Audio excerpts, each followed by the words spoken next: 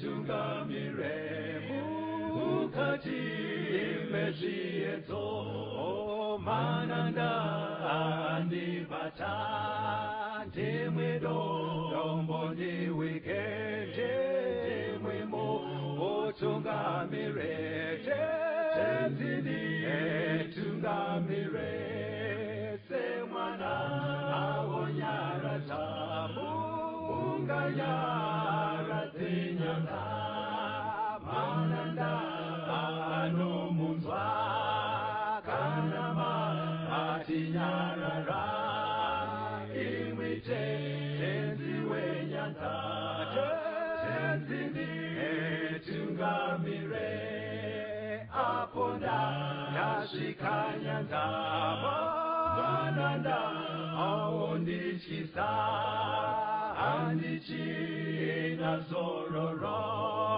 ndosamira kune mwika kandinzwe imwi motiti ndinokutungamira.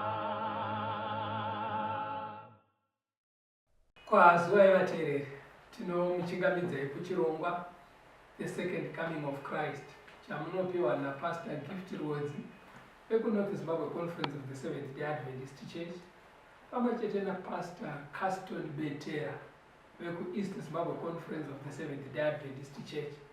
Mustudio nhasi tina Sister Charlotte Chakabveyo vari kutiisira musign language. Abetera kwasai vateereri. Tokuchingamidzai vateereri. Tinoda kutenda tichiri kuenderera mberi mukudzidza bhuku raDhanieri. Saka musoro wedu wenyaya wanhasi unotiwo writing on the wall, runyoro pamadziro. Bhuku redu richatungamirirwa namufundisi Betera. Toda kutenda vateereri, tichatanga nekuvhura mubhuku raDhanieri kuna chapter 5. Mufundisi vachativerengera kubva pavhesi ya1 kusvika pa6. Daniel chapter 5 verse 1 kuenda pa6. Zvino mambo Bherishazari wakaitira madzisha ake ane chiuru chezana mutambo mukuru, akanwa waini pamberi paivo vane chiuru chezana. Zvino Bherishazari wakati abatwa newaini, akarayira kuti vauye nemidziyo yendarama nesirivheri yakanga yabviswa nababa vake Nebhukadhinezari patemberi yaiva paJerusaremu, kuti iye mambo namadzisha ake navakadzi vake navarongo vake vanwe nayo. Ipapo vakauya nemidziyo yendarama yakanga yabviswa patemberi yeimba yaMwari yaiva paJerusaremu. Iye mambo namadzisha ake navakadzi vake navarongo vake vakanwa nayo. Vakanwa waini vakarumbidza vamwari vendarama nesirivheri nendarira nedare namatanda namabwe. Zvino nenguva iyoyo minwe yeruoko rwomunhu yakauya ikanyora pakatarisana nechigadziko chomwenje pasuko ramadziro eimba yamambo. Mambo akaona chanza cheruoko rwakanga ruchinyora. Ipapo chiso chamambo chakashanduka maari, pfungwa dzake dzikatambudzwa, zvifundo zvechiuno chake zvikasununguka, mabvi ake akarovana. Bible kuna Daniel chapter 5 tiri kuona mambo ainzi Nebhukadhineza anga afa. Uyu Belshazzar ndiye akanga ari mambo wekupedzisira weBhabhironi, muzukuru waNebhukadhineza. Aive muzukuru waNebhukadhineza. Yes. Saka akaita mutambo wake bira. Saka ari kuita bira riya kunonzi vairumbidza vamwe vamwari vachifara ipapo vachitamba vachidaro. Saka pavaive vachitamba kudaro pari kunzi pamadziro pakatarisana nepakatariswa namambo pakabva paonekwa ruoko. Ruoko rusina munhu ruchinyora pamadziro. Saka rune zvarwakanyora ipapo. Hanzi zvakabva zvaspoila mabiko ese aivepo. Mambo Bhaibheri ratsanangura kuti hazvina kufamba zvakanaka paari. Mukutaura kwebhaibheri reshona parinoti akasununguka chiuno kuti mufundisi vakatozvikanganisa vakagara ipapo, chinhu chakavavhundutsa zvakadaro kuti chii chiri kuitika. Saka kunyorwa kwakaita pamadziro kuya mufundisi ndo patapa musoro wenyaya watiri kuti writing on the wall.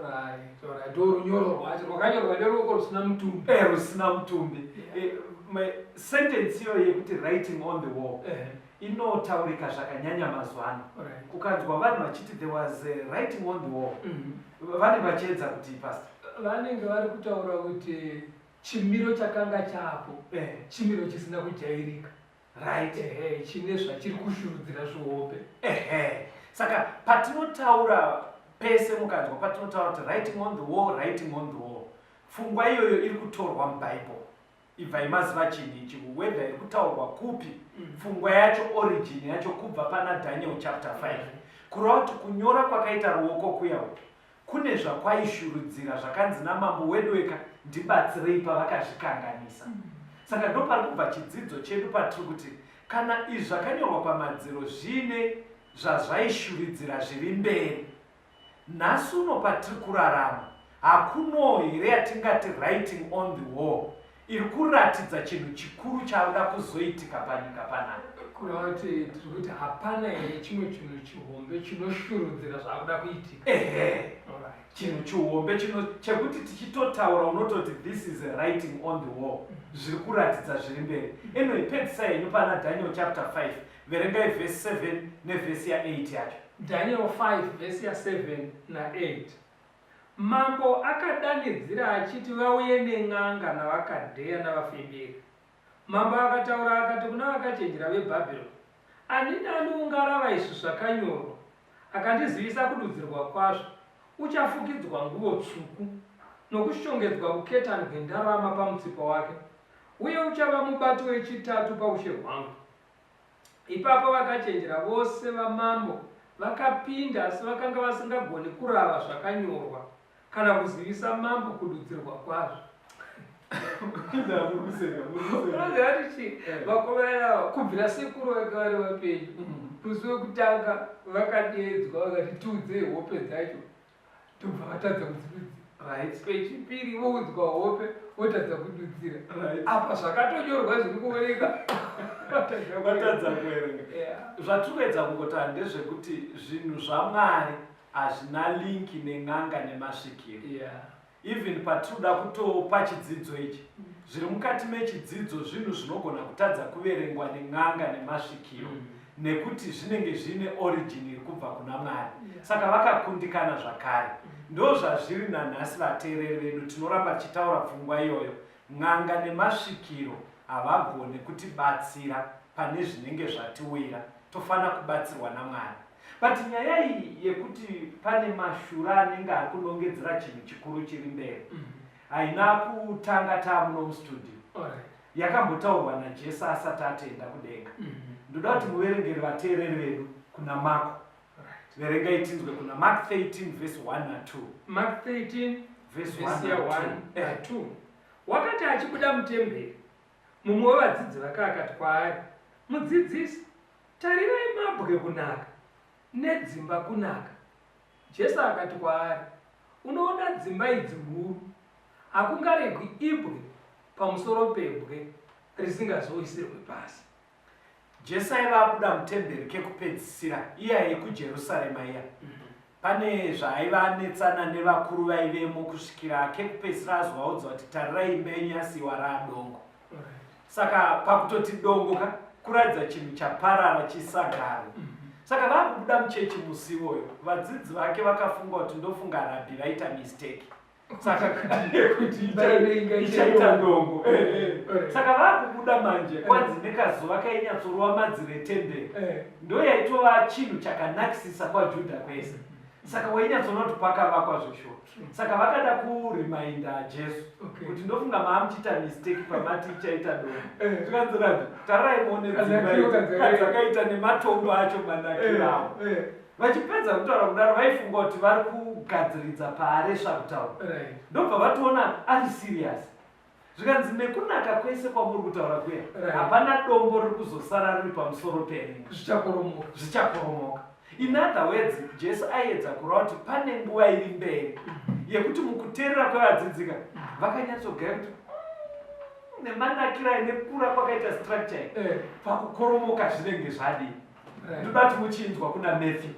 Verengai Matthew 24 vhesi ya 3 inoti kudii. Wakati agara pagomo reMiorivhi, vadzidzi vake vakauya kwaari vari voga vakati, tiudzei kuti izvozvo zvichagova riniko, nechiratidzo chekuuya kwenyu nechekuguma kwenyika chichava chipiko. Saka vadzidzi vakanyadzwa kuti nyaya yataurwa yekuparara kwetemberi ndofunga ndo maguma aisitaurwayo. Temberi haingaparare nyika isati yaguma. Azviite ndo yaive pfungwa yavo. Saka vabuda muchechi musuya hanzi vaenda pagomo reMiorivhi. Hanzi vakanogara pasi ndobva vanyatsoya vari vega. Vadzidzi vavega manje. Zvechechi zvapera. Ndobva waizwa nzi Rabbi. Paipa pamama muchitaura paya. Tokumbira tiudzeiwo. Chii chichatiratidza kuti nyika yakunoguma. Zviratidzo zvacho zvichava zvipi zvekuuya kwenyu.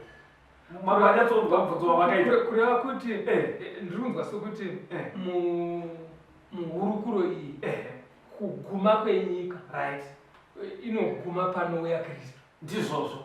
Ivo vakabva vatozvibata. Saka muri kunzwa vari kubvunza zviri kuita kunge vabvunza zvinhu zvitatu. But vaiti toda zviratidzo zvacho zvekuti nyaya yamuri kutaura yekuparadzwa kweJerusarema toda kuti tiinzwisise. Plus tiudzei nyaya yekuguma kwenyika neyekuuya kwenyu. Saka kwavari havo pfungwa dzavo vaifunga kuti Jerusarema ichaparara pamwe chete nekuguma kwenyika. Although iyo yakazoparadzwa earlier. But kwavari chavaida kuudzwa ndechekuti zvii zvinotiudza kuti nyika yauda kuguma. Asi musamaenda pamberi munhu waMwari. Pakuguma kwenyika ndo ivo muri kuti mimi vadzidzi vainzwisa kuti ndo pachaparara Jerusarema nekunaka kwayo. Nekunaka kwayo. Kureva kuti patiri kuti second coming pari kuuya Jesu pachaparadzwa zvakavakwa. Ndizvozvo mufundisi. Mukati zvakavakwa haisvike nesimba ratoda kuti isvike naro kuvateereri. Itii zvakavakwa zvakanaka. Temberi yakanaka mufundisi. Kune maguta ariko mufundisi. Mukaenda nechekuAsia nyika dziriko kunonzi kune mabuildings akareba. Mamwe anotewa aine foundation mumvura. Ukaenda the western world kune mabuildings mufundisi ekuti uchaona unokaruka kuti mufundisi ona imba kunaka zvekuti ukaudzwa aiwa zvichadonha zvese unogona kuramba. Saka kana kwaitaurwa building here hombe kwaJudha zvazviri kuramba mufundisi ndikutorwa kuti nedzimba dziri kuMaupra nedziri kuBruwer nekuSouth Africa nedziri kubudiriro ndikanaka Maupra unofunga pakuguma kwenyika pastor zvinhu zvichaparara. Kana vanhu kune kumwe kutsanangura kunoitika mufundisi kwokuti panoguma nyika dzimba dzakanaka ndo dzichaselektwa. Mwari anongodhistroya dzakashata asi vatsvene vako vatora achivapinza mudzimba dzi. Hamusati mambosanganawo nekutaura kwakadai. Pfungwa iriko haisi yekuti titaure mustudio mufundisi. Pfungwa yakarasika stereki. Iyo inotaurika dai tisiri muno mustudio ndaikupindura inyaya because yakarasika zvisingaiti. Ndinoinzwa hangu pfungwa yacho yekuti no hakuna kudenga kuchaendwa ngatitoshingai kunamata isusu tichazonogara kudzimba kwakanaka kumalololololo density kwewo totora dzimba dziriko isusu iyoyo hatidi kumustudio munomutudzisa zvemubhaibheri mufundisi. Pandandasira ndepekuti zvinhu zvose zvichaparara. Saka ndo waive mubvunzo wevakomana mufundisi. Nyika inori kunoparara nemuateereri. In fact pavaibvunza kudai dai muri kutaura kwechidzidzo chanhasi vadzidzi vaiti tiudzei writing on the wall yacho zvii zvinozotiratidza kuti yauda kunoguma. Apa tiri kuramba tichidzokera pakuti pakanyorwa pamadziro ndo musi waparara ushe hweBhabhironi. Ndo hwawakabva yaparara. Saka zvaya zvakanyorwa zvine zvazvaitorera kuti neBhabhironi zvakwana. Saka even iye zvino izvi pamubvunzo wakaita vadzidzi pane zvakanyorwa mubhaibheri zvinonongedzera kuti iri planet Earth aiwa yakusvika kumagumo. Ipfungwa inorema hayo kuigashira, especially kumunhu anenge aine mavisions ake nedzihurumende nedzinyika vanoita mavision, vane mavision mamwe ema50 years mamwe ema10 years vachidaro. Haarambidzwe mavision aya, ngaaitwawo, but bhaibheri rinoramba richingoti vadikani, nguva yeplanet inei iri kuita ichinopera. Saka zvatingaitembera timbonzwa kambo tuye tienderere pamberi.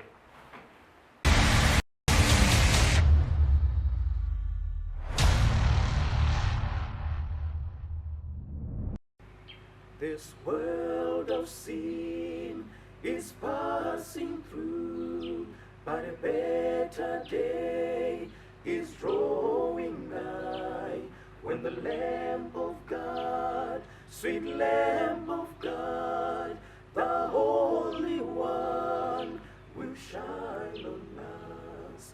He truly comes, He truly comes, to destroy the world. He truly comes, He truly comes, He truly comes, to destroy the world. He truly comes. This world of sin is passing through, but the righteous ones shall leave this earth, when the Lamb of God, sweet Lamb of God, the living one, will shine on us. He truly comes, He truly comes, to destroy the world. He truly comes, He truly comes, He truly comes, to destroy the world. He truly comes. People may wonder. He truly comes. He truly comes, to destroy the world. He truly comes. People may wonder. He truly comes. He truly comes, to destroy the world. Hallelujah. He truly Ama comes. imugaramba. He truly comes. He truly Baba comes, mugaramba. to destroy the world. He Hallelujah. truly comes. Zviratidzo taona. He truly comes. He Hallelujah. truly Hallelujah. comes, to destroy the world. He Hallelujah. truly Iri nzara comes. taiona. He truly Hallelujah. comes. He truly Moto comes, tadziona. to destroy the Hallelujah. world. He truly comes. Tendeuka nasi. He truly Hallelujah. comes. He truly Hallelujah. comes, to destroy the world. He truly Though people may wonder. He truly comes. He truly to destroy the comes, world. to destroy the He world. truly He comes. truly Though people comes. may wonder. He truly He truly comes. comes. He truly to destroy the comes, world. to destroy the world. He Hallelujah. truly comes.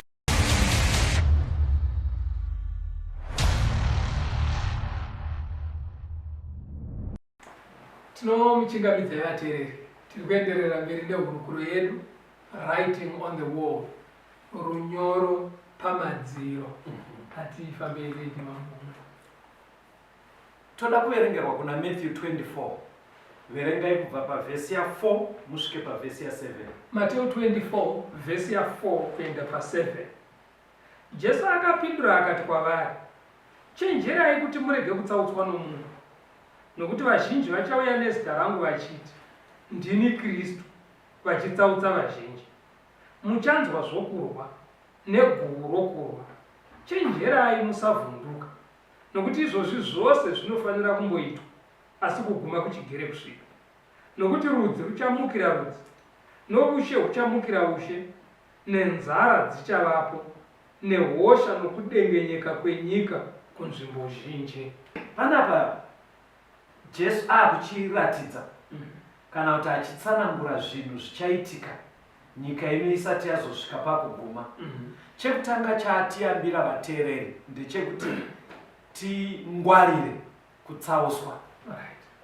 ndochekutotanga kureva kuti kutsautswa ndechimwe chezviratidzo zvekuti nguva yapera. Saka tisati tatomboenda paarea ine chekuita nema-end times, paarea ine chekuita nezvekuguma kwenyika, pari kutonzi najesu be very careful. Kureva kuti ndofunga pane twakawanda tunotaurika panyaya iyoyo. Ndobva achienderera hake mberi, zvikanzi zvimwe zvichaitika chaizvo chaizvo. Muchaona kuti kuchaita hondo neguhu rehondo. Pandaiverenga papasta ndakashaya kuti hondo ingaite saini pakudii, hondo dzagara dzaiveko pasi. Saka kuti apa ari kuti zvinhu zvachoka maitikiro azvo zvichanyanya. Kana achiti neguhu rehondo mune muchinzwa guhu rehondo ndo rumors of war. Yes. Kuno kuri kurwiwa, uku kuri kurwiwa, ndo zvinenge zvangozara munhau. Saka it's either kana kwenyu kusiri kurwiwa unenge uchingonzwa nezvekurukurwiwa all over, ende kwakawanda zvekuti chinenge chisiri chinhu chinyowani, chinenge chakatekeshera. But ndo chimiro chiripo here izvi. Pane news dzingataurwe dzikapera pasina kumbotaurwa zvekurwiwa, because kare kwaitika mahondo makuru atinoziva na World War I, yes, World War II. Ndobva kwamboita hondo dziya dzatainzwa kunana Bosnia kwakadaro daro. But zviri kuita kunge zvinonzi patakatanga kunana 2000 hondo dzacho dzakabva dzatumbuka kungowanda, kungoti mwarara kumera kwese kwese, kuti muAfrica, kuti kuAsia, kuEurope, everywhere. Saka hanzi izvozvo pazvinenge zvichiitika muchiona nekuwanda kwazvo, it's a writing on the wall, runyoro ruri pamadziro ruri kuratidza kuti nguva iri kuita ichifamba. Zvikanzi there will be famines. Famine ndochiti nzara. Nzara iyo kumboona kuti nzara mazuva ano dziri kuwanda. Nzara kushayikwa kwezvekudya, kusawanikwa kwechikafu chakakwana chaiko kuvanhu. Alright. Ende dziri kukonzerwa nezvinhu zvakawanda. Haisi drought yega. Haisi drought yega, kunoita mafloods, kunoita outbreak yezvimwe zvinhu zvinongodya mbeu dziri muminda. But end result poshayikwa chikafu. Zvobva zvangoramba zvakadaro. Saka pazviri kuita zvichiwedzera, ndofunga izvi zvakajeka kwatiri tese vanonzwa nhau, vanoita dzekuona zviri kuratidza pachena kuti nyaya yaitaurwa naJesse tiri kurarama nguva yacho chaiyo chaiyo. But kunze kwezviri kuitika izvi zvana hondo nenzara, pataurwa pestilences, chii? Hosha. Dzihosha. Ndochichi. Now dzihosha ukatarisa hakusi kungoti munhu atemwa nemusoro kana achinzi mapestilences, ihosha dzinouya dzekuti vanhu vanotenderera musoro nadzo. Inongoti chinguva nekurakasha. Hosha dziri kubuda mazuva ano kana dzichiverengwa, vanhu vanonetseka pakuti dzimwe dzacho dzinouya magnitude yacho chero pakanzi pane mushonga asi speed yainenge ichifamba nayo, mushonga munosara modhoza yenyu asi charakasha, kana kuti kunongomuka hosha dzekuti vanhu vanoedza chino vaedzazve mishonga ichishayikwa. Kureva kuti hosha yacho inenge iri nini kumishonga. Yes, haitirimuki chero pakurapa. Zvikanzi naJesu pamunoona zvichiitika izvozvo kuratidza kuti nguva iri kufamba. Pane chimwe chinotaurwa naJob. Ndoda kuti muvhure Job 38 verse 22 na 23. Because zvazviri kutoya mupfungwa mangu kuti tinombodawo zvimwe zvinhu, because vafana vanogona kuti imi zvamutaura zvehondo, munhu takangokura tichidzinzwa vana Chaka vairwa, vanani vairwa, ende tinonzwa kuti zvimwe munyika medu takatoita hondo dzakatotiwo hosha, vana influenza, zvinhu zvakangogara zviriko. Saka vanongoenda zvinyowani. Saka vanenge vachiti imimi mukati ndo runyoro pamadziro, saka runoreva kuti runonyorwa kaidi every generation. Wone kuti zvagara zviriko. But hazvinyatsodaro, imboverengai munzwe Job 38. Job verse 22 na 23. 22 na 23. Inoti kudini? Wakatongopinda panovigwa pfuma yamazaya echando here? Kana wakatongoona panovigwa pfuma yechimvura mabwe here? Izvo zvandakachengetera nguva yenhamo, nezuva rekurwa nehondo here? Mwari panapa ari kuti munozviziva here kuti chando, ice, nehailstorm, kureva chimvura mabwe, chagara chiriko kai? But muri kunzwa here bhaibheri Mwari ari kuti munozviziva here kuti zvinhu izvi ndakazvichengetera mazuva ekupedzisira. Alright. ari kutoti kuti zvigobatsira panhamo dzacho dzichauya panyika dzichauya panyika mazuva ekupedzisira. kureva kuti Saka vafana vamuri kutaura vai vanogona zvagara zviripo, but ukavabvunza kuti vari kumboona here zvikuitika kuwestern world yezvino, kuti panobuda nhau vachitaura kuti guta reSerafuma rakavharwa nesnow, unonzwa venhau vacho nemota dzese pasina chiri kuonekwa, unotonzwa venhau vacho vachiti this is the highest record in 300 years. kureva kuti zvinhu izvi zviri kudzokorora zvakamboitika, asi kaitikiro kacho kanotokudza kuti pane zvazviri kureva, pane zvazviri kureva, ende Mwari ari kubva ati zvinhu izvi ndakazvichengetera kuti zvigowedzera matambudziko emazuva ekupedzisira. zviyambire vanhu. Chimvuramabwe chaiveko pasi chaiveko, but mukatarisa iko zvino vanoda kunyanyayo vechidiki vamuri kubvunzira ndo vanoenda pamishini vachiita zvinonzi kugugula zve. Chimvuramabwe zvino chiri kudonha chine chiri masaizi emakapu, kwachiri kurova chinosiya chaparadza motikari nedzimba zvaboka, hatitaure zvivin'a. Ende vanotoongorora nyaya idzodzo dzegeography unotozwa itotaura kuti izvi kaizvi asi hazvamboitika. Mirai muone chimwe chakada kubatana neicho, toverengai kuna Luke 21 Luka 21 verse 25 kusvika pa26. Luka 21 verse 25 na26. Yes. Zviratidzo zvichavapo pazuva napamwedzi napanyeredzi napanyika urombo hwavanhu, vachikanganiswa nokutinhira kwegungwa namafungu. Vanhu vachapera nokutya nokutarira zvinowira nyika, nokuti masimba okudenga achadengenyeka. Hanzi hazvisi kuzogumira kunyaya yechando yehondo nezvirwere. Hanzi chinotoratidza kuti nguva iri kuita ichifamba pachaita zviratidzo pazuva, pamwedzi, panyeredzi, ndezvemuchadenga izvi. Zvikanzi kana pari panyika manje pano paplaneti, chimwe chinee chakanyanya urombo hwevanhu. Kana rabva rapedza nezvepaplanet vese ndobva rakuchienda kumaocean, kugungwa. Zvikanzi kugungwa manje ndokune kuine hondo yakaipa. Apa parakunzi pazuva, pamwedzi ndarichauya poraitipa imapatawo ndo usiku huviri wakaitika uya. Izvi kunzi pazuva, pamwedzi nepanyeredzi zvatokuhistory zvakatoitika, ndopamamudotsanangura vanhu nezvezuva iroro. Usiku huviri ndo 1780 kunonzi 1780 kwakaedza semazinoezi sezvakwangoita nhasi. Kwaedza dzava kuma 10-11 vanotaura, anzi kwakangokaroka kwadoka zuva kungomira zvekuti shiri dzakadzokera kumatendere, mombe kutanga kudzoka kumatanga, watoo usiku iko kwakuchiri kuseni. Saka maawa achibva afamba zvekuti vanhu vakuona kuti maawa ari kufamba ezvinezvi ndopapa chifanira kuzonyatsovira zuva. Radoka panguva yekudoka manje, because hakuna kuzochena ukaswera kwakadaro. Panguva yekudoka kwezuva iyo yagara iri continuous rain, ndo pavakazoona mwedzi uchibuda. Wanga uchifanira kunge uri wejena guru, but mwedzi wakabuda wakatsvuka kunge ropa. Zvataurwa pachaita chiratidzo pamwedzi. Saka chezuva nemwedzi chakaitika zuva rimwe chete, but chenyeredzi manje ya1833 gorera 1833. Yes. Anzi huri usiku unoziva kuti pataikura waitoona nyeredzi ikati pfari kunge yadonha mudenga, kuti ndoka ndicharoora uko, ndoka ndicharoora uko. But musiwoyo manje hanzi zvazvisina kudaro. Hanzi because dengaresa yemafireworks waiva umvari kuita unoziva wakagona kana uchikuchidzira huni dzemubari zvakanga zvakaita kuzara mudenga rese. Handitika. Saka imi matere panotaura mufundisa kuti zvisaita kunge nyaya mustudio, vane magadgets aya mukaenda zvatinotaura zviya zvekuti kugugula zviya, ukangonogugula woti dark day uchaona kuti panobuda 1780, ukangoti falling of stars uchaona kuti panobuda gore ra1833. Zviri zvinhu zvataurwa naJesu asi zvatoo kumashure zvakatoitika. Zvinonzi chimwe chinoichitika mufundisi panyika urombo hwevanhu.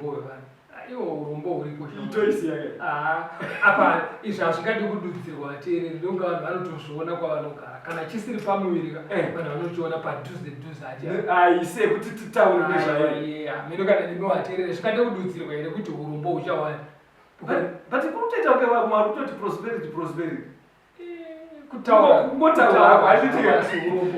ende uromboka hausi mumaraini menyu chete chero ukakrosa nzisi unongoona kuti urombo uriko chero ukafamba nendege ukanomhara unotongoona kuti urombo uriko patoona mwateerera kutoti shuwa afundisi because iyi nyaya hatidi kuti tiitsimbidzire panoda kuti tazemfundisi tatarira zvemuchadenga ndobva taona panyika hanzi kumakungwa kumaoceans hanzi ikoko vanhu vachakanganiswa nekutinhira kwegungwa nemafungu kati tindobai pekuti mhepo inosumuka nehasha yosimudza mvura ichita kunge ichabuda mugungwa ari masudutu kunoku kunyika kwatinogara pasi vanhu vaisaziva varare kuti tsunami nanambuya vedu vaisariziva but ezvino rinenge riri kuzikanwa nemunhu wese munyika medu muno vanhu vaisaziva varare kuti cyclone but rinenge rakutozikanwa nemunhu wese toisiya ichine matsimba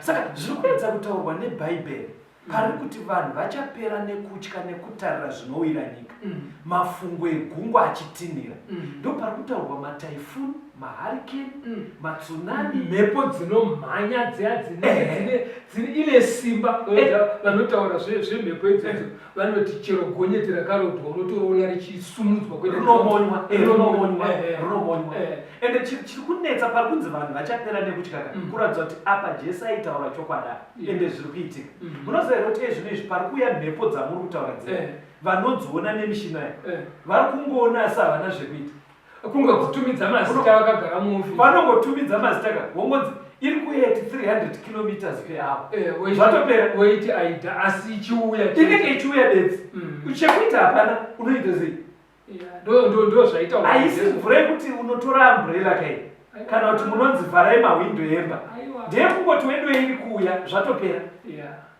saka ndopari kunzi nyika ichapererwa kushaya kuti yodii ivo noziva kuti pari kutaurwa kana muchidzidzaka vanotaura nezveglobal warming vanoti kudii anoti ivo matemperatures pamusoro penyika ari kuramba achikwira kureva kuti kupisa kuri kuwanda saka izvozvo manje ukatarisa kune dzimwe nzvimbo kumapolar region kwaigara mvura yegungwa yakagwamba yaitoita gore rese yakangogwamba asi ezvinezvi nekukwira kuri kuita matemperatures manje yakunyungudika saka yoverera ichibva ikoko yoenda kumakungwa saka mvura yemugungwa yakuita sei ichiwanda yakuwanda yakukwira sea level atinazvona zvakare kufamba kukwira kuri kuita matemperatures ndokwakukonzera dzimwe mhepo dziri kumona mugungwa dzinongotanga kumona because mhepo idzi pandaidzidzidza kugeography dzinofanira kuperera mugungwa anonzi macyclone kana kuri kune rumwe rutivi vanogona kuti mahurricane kana kuti mataifuni anenge aifanira kuperera mugungwa saka ukasha hwaari kunoita hukunopfuurira manje oti denga kunotakazvigarira izvozvo zvichienderana nezvamatsanangura ndochokwadi but kuna jesu bedzi airamba achingoti kaitikire ikako nyange mukakaverenga mutextbook kunyange mukatsanangura sei nesainzi muchiti global warming maemissions emagases still jesu ari kuti wedu runyoro pamadziro kuti nyika ino yakunoguma ndoda tiverenge kuna isaya endai kuna Isaiah chapter 29 verse 6 Isaiah achisamaraiza zvatiri kutaura izvi zvine chekuita nezvinoitika mumanatural disasters iri kuti kudii Isaiah 29 verse 6 uchashanyirwa naJehovha wehondo nekutinhira nokudengenyeka kwenyika nomubvumo mukuru nechamupupuri nedutu guru nomurazvo womoto unopedza zvose dzokorai hanzi ndoda kukushanyira mukuzazvotaurana ari kuti vanhu vari panyika muri kuita unge maita kakurivara I am going to give you a wake up call yekukumutsai ndoda kukushanyirai nezvinhu izvi verengai munzwe zvinhu zvacho uchashanyirwa naJehovha wehondo nekutinhira nekudengenyeka kwenyika earthquake nomubvumo mukuru matempests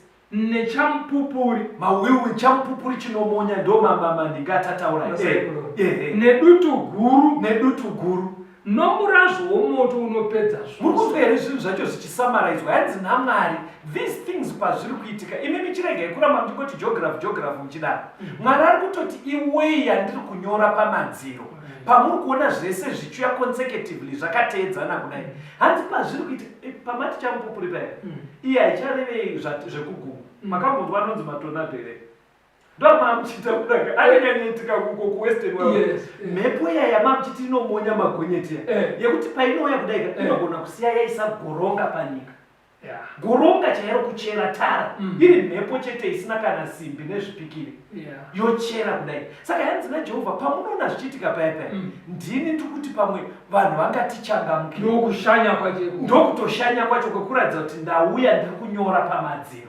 Saka titi vanhu vachavhunduka. Vanhu vachavhunduka. Pane pazonzi nemurazvo wemoto.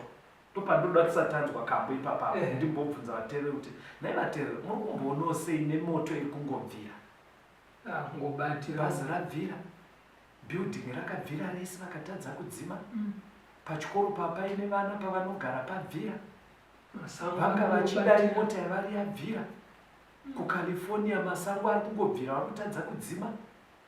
Zvikanzi ndoda kukushandira. Saka Jesu aisatsanangura zviya zvekubva zvanoti umwe moto wacho mabhazi. Aiwa aingoti moto. Haangadaro because ari kutsanangura zvinhu zviri on a global scale. This is on a global scale. And musafungoti aizaziva kuti kune mafire extinction. Aiza nemota dzinodzima moto aiza kuti saka mataura padanjira manje. Hamu kutoti mumwe wacho haudzimike. Saka maona wachinyorwa nevhesi.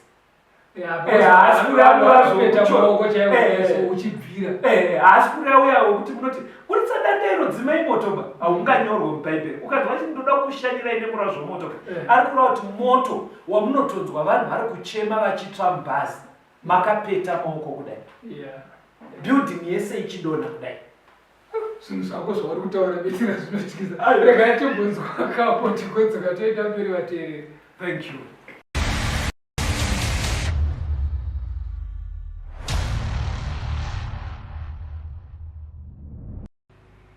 This world of sin is passing through, but a better day is drawing nigh, when the Lamb of God, sweet Lamb of God, the Holy One, will shine on us.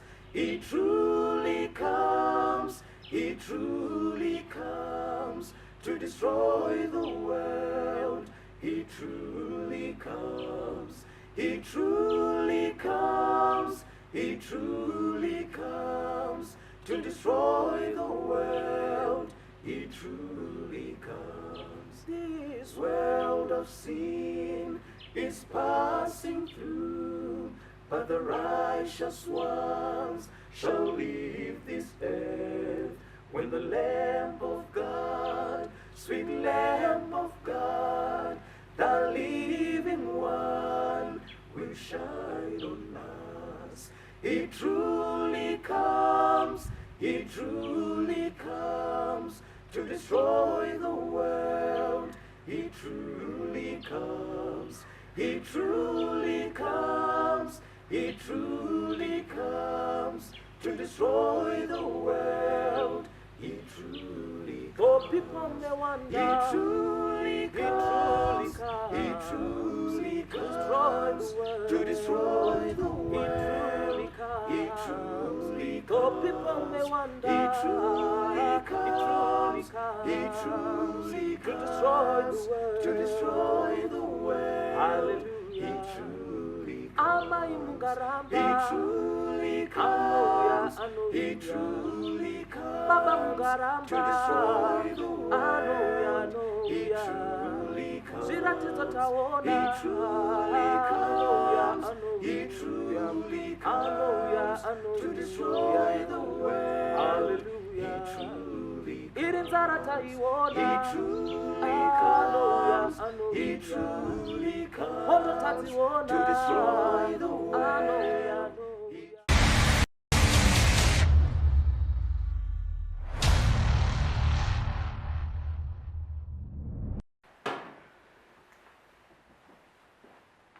Tinomuchingamidzai vateereri tichienderera mberi nehurukuro yedu runyoro pamadziro patiri kubudisirwa pachena kubva mukati meshoko raMwari kuti chinhu chikuru chisati chaitika chinotungamirirwa neshura. Kuuya kwaJesu kwechipiri kwatakamirira hachizi chinhu chidiki, chinhu chihombe zvekuti Mwari haingarega icho chega chisingatungamirirwe nezvinoshurudzira. Saka Jesu akasiya atiisira pachena zvichashurudzira. Ine zvimwe zvacho kana tichizviona tisina kurangaridzwa mukati meshoko zvinoita kunge zvimwe zvinhu zviri kungoitikawo. Zvimwe zvacho zvine maexplanations escience, asi Bhaibheri harina kududzira richishandisa science. Jesu akangotaura kuti mukaona zvaakuitika izvozvo ndozvinoshurudzira kuti kuuya kwaswedera. There is a writing on the wall. Ndoda kuti muchiverenga pasi kuna Matthew chapter 24 verengai vhesi 11, 24 na25 tione kuti ndezvipi zvimwe zviri kutoratidza kuti taakusvika kumagumo. Matthew 24 vhesi 11. Vaprofita vazhinji venhema vachamuka vachitsautsa vazhinji. Verse 24. Nokuti vachamuka vana Kristu venhema navaprofita venhema vachiratidza zviratidzo zvikuru nezvinoshamisa kuti kana zvichibvira vatsautsa navakatsanangurwavo. Tarirai ndagara ndakuudzai. Muchikamu chapfuura tanga tichiona zvinhu zviri kuitika in the natural world. Ndobva muchikamu chinechi Jesu paakanga ari kupindura mubvunzo wevadzidzi wekuti tiudzei zvichava zvipi. Saka kunyaya dzekunamata Jesu ari kubva ataura zvikanzi chimwe chichakuratidzai kuti zveshuwa nguva iri kuita ichinopera kuwanda kwevaprofita venhema. Pavanenge vachiwanda hanzi chimwe chinenge chichiitika vanhu vakawanda vanenge vachitsauswa. Chimwe chinenge chichikonzera kuti vanhu vatsauswe hanzi panenge pachiitwa mamiracles, mashura minana nezvinoshamisira zvinenge zvichiitwa. Bhaibheri rabva rati pazviri kuitwa zvese izvi aimu ndeyekutsausa vanhu. Pavhesi 25 yaMatthew 24 Jesu abva ati tarirai ndagara ndakuudzai. Kuti uku kuti kana maakuzoona zvichiitika. Because vhesi racho munoona zvaraita harina imwe nyaya. Matthew 24 verse 25 tarirai ndagara ndakuudzai ratopera. Kuti number 1 panobuda fungo yekuti tagara tanyeverwa, right, kuti tisabatwe takavarairwa, right, uyewo kuti tigare takasvinura takavhura maziso, right. Kana taakuzviona kuti okay ndozviya zvakataurwa naTenzi handitika.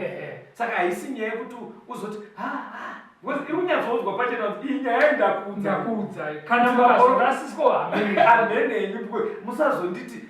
In other words dai tiri vanhu Jesu ari kuita kunge ari kugeza maoko kuti ukazobatwa hako uri kuvaprofita venhema iyo yandava yako. Tatokuudza kuti mazuva ekupedzisira vachadii? Vachawanda. Chinoita kuti vakwezve vanhu chii? Bhaibheri rabva rataura minana nemashura. Saka unozvati iyo unoziva aminodiji mazuva ano vanhu havachangodi kunamata kwakangogadzikana. Vanoda zvine kamashura izvozvo. Pandozviri kunzi ini ndageza maoko. Saka Jesu ari kubva because aitozva kuti vanhu vanenge vane nharo panyaya.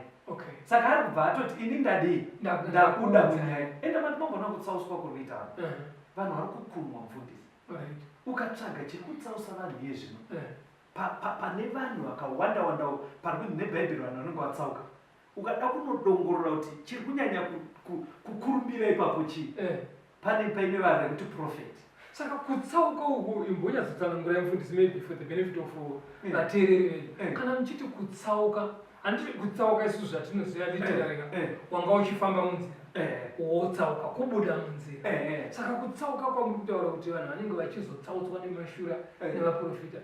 Chii exactly chiri kunyatsoitika? Zviri kuitika ndezvekuti mukutsanangura kwebhaibheri riri kutoziva kuti vaprofita venhema maitiro avachaita mashura neminana anenge aine ruzha rwakadaro rwekuti nemunhu ari kutozvifambira nzira pamwe yakatonaka yekuenda kumusha kumusoro kudenga nenoizi inenge ichiitika nevanhu nekuwanda kwavo neruzha rwavanarwo unokakwawamboti cheu kuti kandibonoona kuti kureva kuti pane kanamatiro kanodiwa namwari yes kanonzi namwari uyo ari kufamba munzira dzangu saka kune vanhu vachabuda mukanamatiro ikako vachiburitswa nevaprofita kunotsvaga mashura vachitsvaga mashura.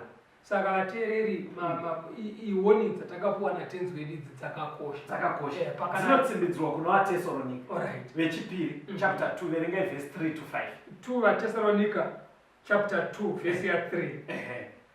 ngakurege kuva nemunhu anokunyengerai nomutoo upi noupi, nokuti harisviki kana kutsauka kusati kwatanga kuuya, nomunhu wezvivi mwanakomana wokurashika asati amboonekwa, iye unorwa achizvikudza pamusoro pezvose zvinonzi mwari kana zvinonamatwa, nokudaro kuti unogara mutemberi yaMwari achizviita mwari. Hamurangariri here kuti ndichiri kwamuri ndakakuudzai izvozvo? Ndo nyaya dzaigara dzichidzidziswa naPauro pavaive kuchechi yekutesaronika. Aigara achiudza vanhu nenyaya dzemanguva ekupedzisira, dzemazuva ekupedzisira. Saka ari kutoti makanganwiro ndaigara ndichikuudzai kuti Jesu haasi kuzobvira akauya. Chichatotanga before kuuya kwaJesu kuoneka nekurasika kwevanhu, especially vachirasiswa nevanhu vemuchechi. Muruzomani? Ipapo haasi kumbo, but tobatsira sei munhu ari kuti anenge achitoteerera izvino. Ari kubva ati saka mudaure here kuti mamiracles ese ndeefeki. Ungabatsira sei pasi? Now iye Jesu abva ati tarirai ndagara ndakuudza, unomubatsira sei? Right. Because matototaura kune mumwe atovhara imwe nzeve ari kuti saka muri kubva mati here hakuna ari genuine. Right. Mamiracles Mwari haanzi akaguma kuita mamiracle pane vaprofita venhema. Yes. Achiriko mamiracles. Asi tiri kupuwa chenjedzo kuti kana tafunga kunamata ngatirege kungomuka tichitsvaga panoitwa mamiracles. Yes. Nekuti kune vanyengeri vachaitawo futi mamiracles. Right. Saka chinoti informa pakunamata kwedu ndicho chokwadi chaMwari. Tinofanira kunamata kuti mweya waMwari atitungamirire tidzidze kanamatirwo kaMwari sekurayira kunoita Bhaibheri. Kwe Mwari anotadza kuita mamiracle here usina kumboenda pana prophet pastor. Mwari uyo hachazvigone here. Anozvigona. Because apa zvikuita kunge zvino chichatsausaunuka. Vada mamiracle achibva kuna prophet. Alright. Muri kuona pari kuita tenje. Because Mwari zvezviwa zvamatotaura ndochokwadi. Simba achinaro. That's right. But zvikuita kunge zvinonzi vanhu vari kuzorasiswa pakuti vari kufunga kuti kunoitika mamiracle ndepana prophet. Right. Saka zvinoda kuti kana munhu wasvika pamunhu ari kunzi munhu waMwari, kana miracle yaitwa it's fine. Asi chinodiwa manje chiyerawo maitiro anoita munhu iyeye, manamatiro anoita nekachengetero kaanoita zvakarayirwa naMwari, kuti ndizvo here sezviri muBhaibheri. Zvino vanhu vazhinji sezvaunogara uchitaura betera, vanenge vachiti ivai nemabhaibheri enyu, nyorai mavhesi muverenge. Vanhu havadi kutenga mabhaibheri, havadi kuverenga mabhaibheri. Saka vakangosvika pamunhu waMwari vakaona zviratidzo kutodzoka vachiti kwakuchikomborera. Yeti veBheria vatakambodzidza nguva iyi hanzi vaiti kana Paul aiita mashura aparidza, hanzi vainan'anidza vachiinzanisa zvadzidziswa naPaul kuti ndizvo here sezviri mumagwaro. Iye kuna Isaiah 28 pane panonzi kana muchiverenga Bhaibheri chikubatsirai zvinofanira kuti apa rimwe vhesi apa rimwe vhesi apa rimwe vhesi apa rimwe vhesi. Izvi zvekuti pastor zvekuti tingadai taya mustudio kudai tongotaura vhesi 1 awa yese yapera tichingotsanangura kudai topedzisa taakunyepera vanhu. Panoda ndima dzakawanda kuti pfungwa ibude. Pesai vaTesaronika iyo vhesi ya 9 to 12. vaTesaronika wechipiri chapter 2 vhesi ya 9 inoita pa 12. Kuuya kwake iye kwakaita sebasa raSatani nesimba rose, nezviratidzo nezvinoshamisa zvenhema, nokunyengera kwose kwokusarurama kuna vanorashika, nokuti havana kugamuchira rudo rwezvokwadi kuti vaponeswe. Saka Mwari unovatumira simba rokukanganisa kuti vatende nhema, kuti vose vasina kutenda zvokwadi asi vakafarira zvisakarurama vatongwe. Saka ari kunzi mamiracle. Chinoita kuti miracle inzi ndenhema chii pastor? Inenge isina kuitika. Inenge yaitika. saka kuti because ndoda kuti pajekere vateereri because kune vamwe vateereri vanenge vachiti mukutotaura ingwa takatonyatsozoona live zvakaitika. Bhaibheri kana richiti zviratidzo zvenhema riri kuti zvariri kureva ndezvekuti kana munhu aita seinotaurwa pana Deuteronomy 13 kuti panogona kumuka muroti kana buvuki kana anoita mashura right otoita ototaura zvinhu zvoitika motozviona zvinobatika otofembera zita ravo. Asi munofanira kucherechedza kana akazoti ngatichifamba ine nzira iyi inopesana nedzakarayirwa naMwari mobva maziva kuti ndezvenhema. Saka chinhu chinoitwa chenhema mubhaibheri nenga rekuti sosi yacho haizi Mwari. Mandinzwa wateereri. Saka munhu anedhenga atoripo asingafambi onzi simuka ufambe. Bhaibheri harisi kuti it's not actual kuti zvaitika, riri kubvuma zvatoitika, asi simba ramufambisa kana risiri raMwari. Miracle iyoyo bhaibheri rinoti ndeyenhema. Ndopandaida kuti pajekera chiverenga 1 John 4 verse 1. Johana wokutanga chapter 4 verse 1 inoti kuti vadikanwa musatenda mweya yose asi muidze mweya kuti muone kana yakabva kuna Mwari, nokuti vaprofita vazhinji venhema vakabudira munyika. Vanhu vanoda kuchechi kune mweya mufundisi. Ndo vandaita kuti muverengere vhesi. Hanzi patiri kutsvaga chechi dzemweya nekuti iko kunamata kunoda kuti tinamate mumweya nemuzvokwadi. Ndo zvinotaura bhaibheri. But mweya iyi manje pastor yawanda. Saka bhaibheri kubva rati hatidi munhu anongoti ndoenda kuchechi dzemweya, ndoenda kuchechi dzemweya, chechi yenyu ndeyemweya. Hanzi yedzai mweya yacho. Mukunzwa pane dhoida pastor. Hanzi because vaprofita vazhinji vakabudira munyika. Zviri kuita kunge ameno kuti muri kundibate basa. Hanzi yedzai mweya muone kana yakabva kuna Mwari. Nekuti vaprofita vazhinji vakabudira munyika. Saka iri kuita kunge zvinonzi mweya isina kubva kuna Mwari.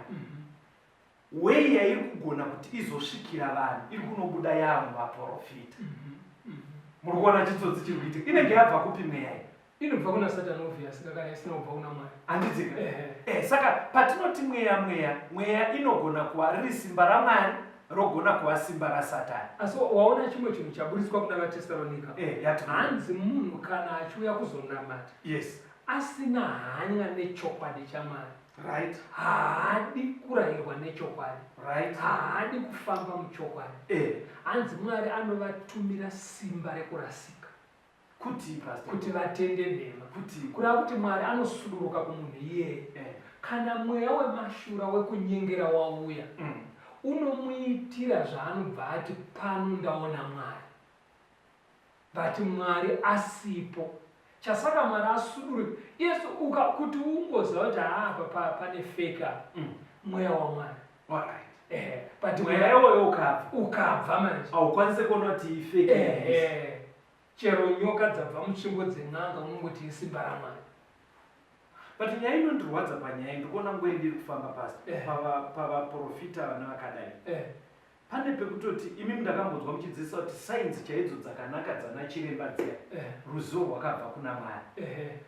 Pane mamiracle anotoitwa nesimba raSatani, koita efeka anotoitwa. Pane konseni yangu pakupora kwevanhu pasi. Pekuti dzimwe nguva dai muri kurwara ndokoti gift rodziya healed. Munoziva kuti kune vanhu vakawanda pastor vari kufa vasiswa mishonga yavaivatonzi vabatsire kurarama. Ongonzi hosha hapasisina waporeswa achinyeperwa.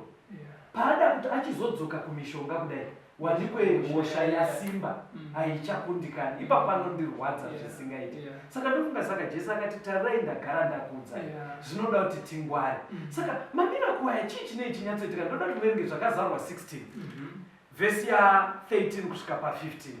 Zvakazarwa 16 verse 13. Yes. Ipapo ndakaona mweya yechina mitatu yakaita samatavi ichibva mumuromo weshato nomumuromo wechikara nomumuromo womuprofita wenhema, nokuti ndiyo mweya yakaipa inoita zviratidzo, inoenda kumadzimambo enyika yose kuvakokera kukurwa pazuva iro guru raMwari wamasimba ose. Tarirai, ndinouya sembavha. Saka mamiracle aya hanzi ari kuitwa nemweya yakaipa. Bhaibheri rabva raisa pachena. Saka bhaibheri parinenge richititsanangurira kudai vateereri, pamwe pacho hapandi kusindi Mwari. Apa pava pekutoti imboteererai zviri kutaurwa naMwari. ukaona mwari atoti mazuva ekupedzisira nyaya yevaprofita venhema ichawanda musaiignowe kana kuti mozofunga kuti nekuti yebetera narwodzi nekuti havasi maprofets inyaya yekuti anogona kufunga kuti nekuti hatisi leti tiri kungodzidzisa shoko sezvari but chii chichanyatsoratidza kuti nguva yapera pasi chinonyatsoratidza kuti aiwa izvi zvese tangozvidzwa tiri kuzviona pane chinhu here chinonyatsoburitsa kuti ichi chinobva chaita kuti kuguma kusvike pasi iye jesu akazvitaura kuna Mateo 24 because zvese zvatuta kune mumwe muteraramba ita hazvagara zviriko chii chinozonyatsoita kuti titi shuwa pamwe jesu ngaachiwe kuna Mateo 24 akati kudini kuna Mateo 24 tierenge verse 12 neverse 14 inoti kudini rudo rwavazhinji ruchatonhora nokuti kusarurama kuchawanda evhangeri iyi youshe ichaparidzirwa munyika dzose chive chapupu kumarudzi ose ipapo kuguma kuchasvika saka mukuti apa panapa pari kunze chimwe chicharatidza kuti zveshuwa nguva dzapera kushayikwa kwerudo muvanhu ezvinokatarisa chero vanhu vachigarisana mumba imwe chete zvinoitirana vanhu chero vakaroorana chero vakaberekwa mumba imwe chete unoona kuti rudo chero hapana enda chero kwaunoenda ozaparipa pokuti iyo nyaya musaitsimbidzira toichiziva nevateereri vakawanda pasta vari kurwadziwa anenge atonzwa kuti tataura chidzidzo ichi banhenga rezvakamuremera pekutanga nembofunga kuti asa hana unzwa chirongwa amugona tapa chidzidzo ichi unogona kunzwa achifona achiti pasta ndibatsirei murume wangu akangobva pano pamwe pacho unotoshandisa kuti apa tandiyo nyaya yatadzidzisa pandakatozoona kuti ndo chimiro chiri munyika murume anogona kungosiya mburi nevana zvese iye achitambira mari foni yacho painotofurwa anenge achiidera ari kugirlfriend rudo rwapera kwete rwemumereji chete vanhu havasisina hani kutoziva kuti unosvika pachipatara murwere ari kuchema nesi ari pawhatsapp iye akapfeka uniform yewhite ari kubayabaya zvirikwaza munhu ari kuzhamba achitotandadza anditozvona saka rudo chairwo nemunhu hakusisina kwapo pazonzi ivhangeri ichaparidzirwa kunyika dzose ipapo kuguma kusvika kwakuparidzwa kwevhangeri rechokwadi rekuti mwari anofanira kunamatwa ndimwari akasika right mwari iyeyuyu ndiye akatuma jesu kuti atifire ane mitemo yake inofanira kuchengetwa nevatenda vakabhabhatidzwa saka vanhu vachidzidziswa izvozvo kana zvaenda kuvanhu vese kubatsira vanoda kuzvigamuchira vasingadi vagoziva havo kuti asi takambozvinzwa but wari yangu vhesi rati kumunhu wose is this possible pastor zviri possible chaparoziva kuti indai kudhara zvaimbondinetsa bate zvezvo ukatarisa kuti vhangeri riri kufamba nemasaisai richirova umwe achiparidza ari kueurope rinorova kunosvika kurussia kuenda kupi iroyo zvatiri muno mustudio so riri kurova makona ezimbabwe richinobira mumahombekombe malimpopo richirova nemhiri kwazambezi uko unotonzwa vanhu vari kuzambia nevari kutete vachifona saka zviri possible zvinzvezvo vateereri toda kutendai nenguva yamanga muinesu the writing is on the wall zviratidzo zvekuti jesu akuya zviri pachena mwari chaari kutsvaka ndechekuti paakuparidzwa iyo ivhangeri yechokwadi mazuva ano ekupedzisira Matthew 28 vhesi ya19 to 20 inobva tendai pasi rose muvadzidzise muvabhabhatidze muzita rababa neremwanakomana neremweya mutsvene Mark 16 yobva yati paridzirai zvisikwa zvose anotenda akabhabhatidzwa achaponeswa toda kukokai vateereri rambai muinesu pazvirongwa izvi muite sarudzo yekuponeswa programu yedu yakamira sei muoneke tiri kuenderera mberi vhiki rino iri kunosvika richinopera tichisangana manheru mamwe nemamwe 5:30 p.m. kusvika na6:30 kumanheru kune vari pamatv kubva na9 p.m. kusvika na10 dzemanheru kune vari paRadio Zimbabwe hatirambei tiri pamwe chete patinondopendera vhiki rino iri musi wa11 musi wemugovera tichasangana paDavid Livingstone kubva nekwadza 9 o'clock uyai tizoonana usu neusu tichipindurana mibvunzo nekukurukurawo pamwe chete nekunamata mwari pamwe chete mwari amuchengete vane mibvunzo nevanoda kutizivisa zvimwe zvavangada kuti titaurirane torai nhare idzi munofona kana kutumira mameseji 0775 460 175 0775 460 175 kana kuti 0716 452 086 0716 452 086 marave nemi tisangane muchikamu chino Tenzende tungamirwe mukati mezviedzo mananda andibata ndimwino dombo ndiwike ndimwimo tungamirwe tenzende tungamirwe semwana onyaradzwa unganyaradzwe nyanza mananda anomunzwa kana matinyarara imwe tenzi wenyanza tenzindi tungamirwe apo ndasvika nyanza mananda ondishisa andichienda zororo ndotsamira kune mwinga andinzwe